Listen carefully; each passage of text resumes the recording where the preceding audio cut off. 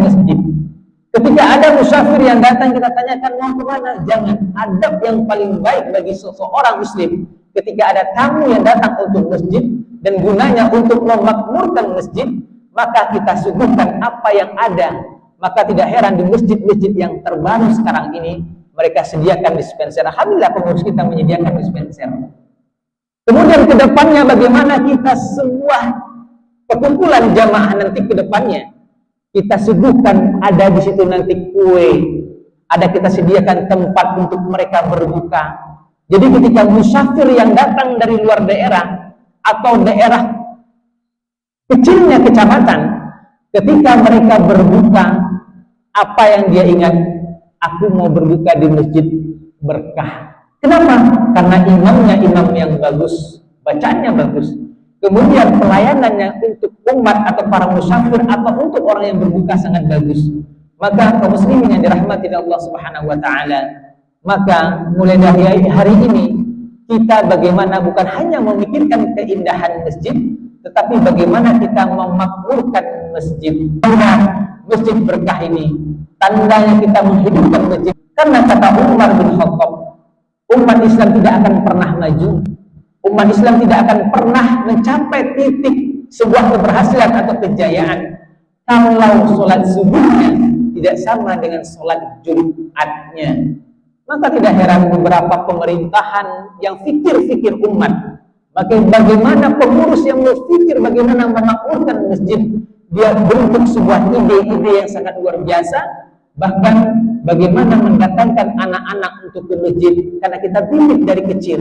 Kalau andaikan ada pengurus yang marah, ya heran kita pada ibu kaum muslimin dirahmati Allah. Orang masjid berang serajul, datang anak nyoberang, datang orang musafir nyoberang, datang orang dari luar yang gunanya untuk meramaikan masjid, dia marah. Maka yang paling baik itu adalah bagi kita orang-orang muslim, dan mudah-mudahan kita semua yang ada di pagi hari yang berbahagia ini, kita berupaya supaya orang dekat dengan masjid, terutama bagi anak-anak.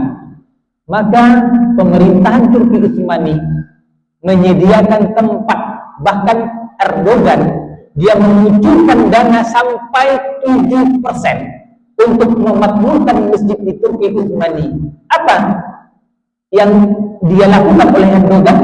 Dia lakukan adalah di sebuah masjid sudut sebelah kanan dia sediakan tempat permainan anak-anak, sudut sebelah kiri dia sediakan tempat imamnya anak-anak berjamaah.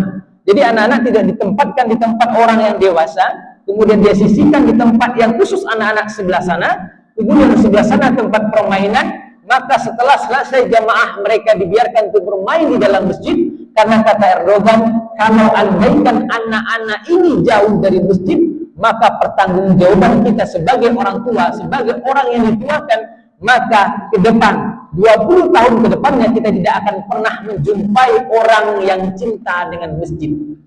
Maka kita didik dari sekarang anak-anak kita, kalau andaikan anak-anak kita cinta dengan masjid, jangan kita larang. Kalau andaikan dia ribut, jangan kita marahi. Solusi yang terbaik itu adalah didik anak-anak kita, upayakan sebuah terobosan yang terbaru, bagaimana memakmurkan masjid, bukan hanya memperindah masjid.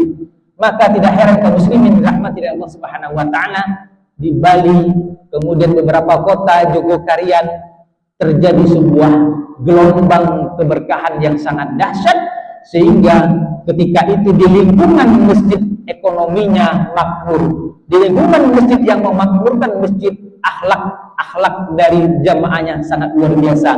Di lingkungan masjid yang memakmurkan masjid, Allah tumbuhkan sebuah keberkahan dari langit dan bumi. Maka ekonomi orang yang memakmurkan masjid, kemudian dia berpikir bagaimana umat dekat dengan masjid, maka Allah berikan sebuah keberkahan. Tidak heran masjid-masjid yang telah melakukan apa yang dilakukan oleh baginda Nabi, berpikir tentang politiknya di dalam masjid, kemudian berpikir bagaimana perkembangan umat ini di dalam masjid, kemudian berpikir bagaimana rumah tangga ini berkebaikan ke depannya untuk umat-umat lainnya, maka itu di dalam masjid. Maka kaum muslimin yang dirahmati Allah Subhanahu wa taala, kesempatan yang sangat berbahagia ini, mudah-mudahan kita yang hadir pada hari ini bersama-sama supaya kita bisa berupaya untuk memakmurkan masjid sehingga nanti ke depannya sebuah gelombang yang sangat dahsyat di sekeliling masjid yang memakmurkan masjid akan Allah tumbuhkan sebuah keberkahan yang tidak dapat dimiliki oleh orang-orang di sekitar lainnya. Yang tidak ada masjid, yang tidak dimakmurkan masjid, maka akan ada perbedaan. Orang yang memakmurkan masjid dengan orang yang tidak memakmurkan masjid akan terjadi perbedaan yang sangat luar biasa. Dengan pengurusnya telah terjadi sebuah frekuensi untuk bersatu, terjadi sebuah frekuensi gelombang yang sangat dahsyat. Bagaimana memakmurkan masjid? Karena tidak bisa kita elakkan. Bagaimana kita memakmurkan masjid? Kita adakan gelombang-gelombang takbir akbar, kita adakan majelis-majelis taklim. Kalau kita khawatir kerugian yang kita alami, kita khawatir dengan ketika kita mengadakan takbir akbar, kita takut dengan sebuah ekonomi yang tidak ada, maka percaya dan yakinlah makmur masjid akan jauh dari kita. Kalau kita khawatir dengan ekonomi, bagaimana kita pembiayaan untuk ustadznya, kemudian bagaimana penyelenggaraan, masih takut kita dengan ekonomi tadi, yakin dan percaya. Ketika kita jarang mengadakan takbir akbar, jarang kita mengadakan majelis-majelis taklim, percaya dan yakinlah bahwa kita akan jauh dari orang yang sebagai pemakmurkan masjid. Dan insya Allah ketika kita adakan majelis-majelis taklim yang ketika itu kita kurang secara ekonominya, maka yakin dan percayalah Allah akan bantu dengan sisi yang berbeda-beda. Tidak ada yang khawatirkan kita bagi ini. Mudah-mudahan masjid berkah ke depannya. Di hari-hari Islam kita mengadakan majelis-majelis taklim yang sangat luar biasa, supaya warga-warga di sekitarnya untuk dekat dengan masjid.